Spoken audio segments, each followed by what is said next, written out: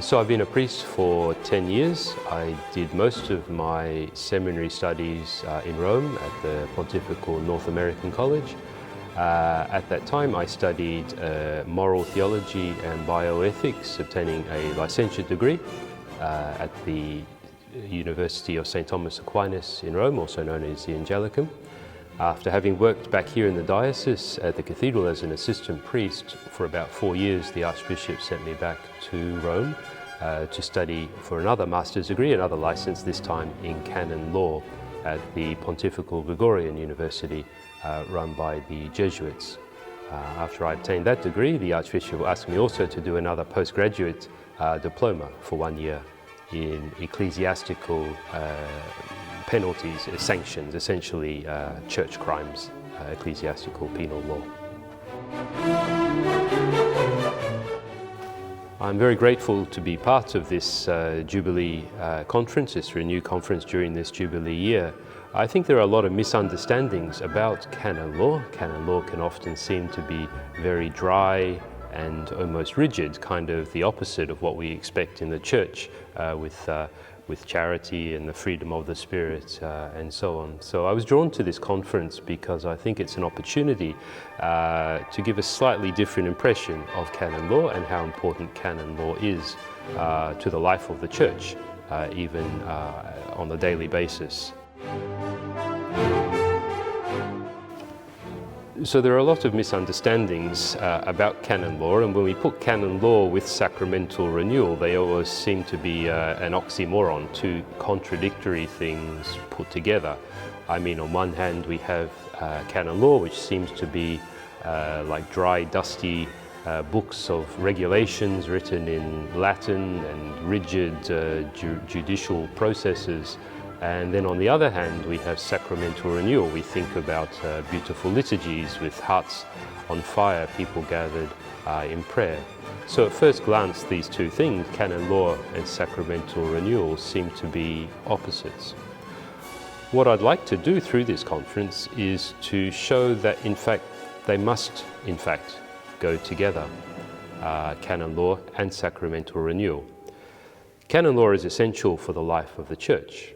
Wherever we have a group of people, we need to have some rules and regulations to make sure that that group functions properly, that people's rights and obligations are respected. Now, when these groups are very small, obviously these rules can be kind of informal.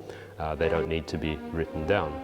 But as the groups get bigger and bigger, it's important that these are put down on paper for clarity, and again, so that people know what their rights and responsibilities are and what their obligations are as well.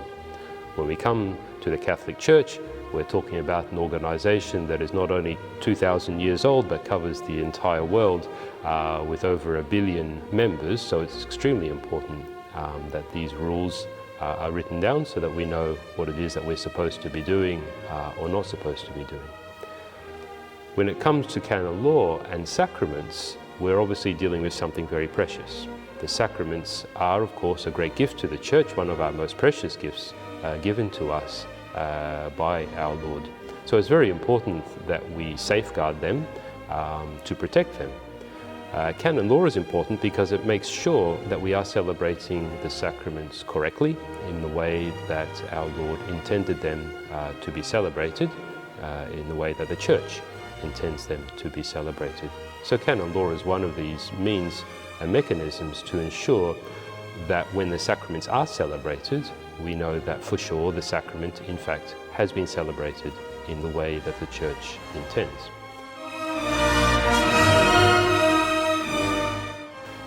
So an understanding of canon law not only helps us to appreciate the great gift that the sacraments are to us, having been left to us by our Lord and faithfully celebrated by the Church throughout the centuries, but they also help us perhaps in preparing to receive the sacraments. So 2025 already has been an extraordinary year. We witnessed and mourned the death of Pope Francis, and with great joy we have welcomed Pope Leo XIV as our new Holy Father. It's also a Jubilee year, a special year in which God pours out many graces upon the church. One of the ways in which we can participate in this Jubilee year is to attend this renewed conference. It's an important part of this Jubilee year to help us appreciate the great gift of the sacraments and, dare I say, of canon law as well. I encourage everyone, please to come to the conference. If you're not able to stay for the whole time, at least to come for a couple of sessions. You will not be disappointed. Thank you.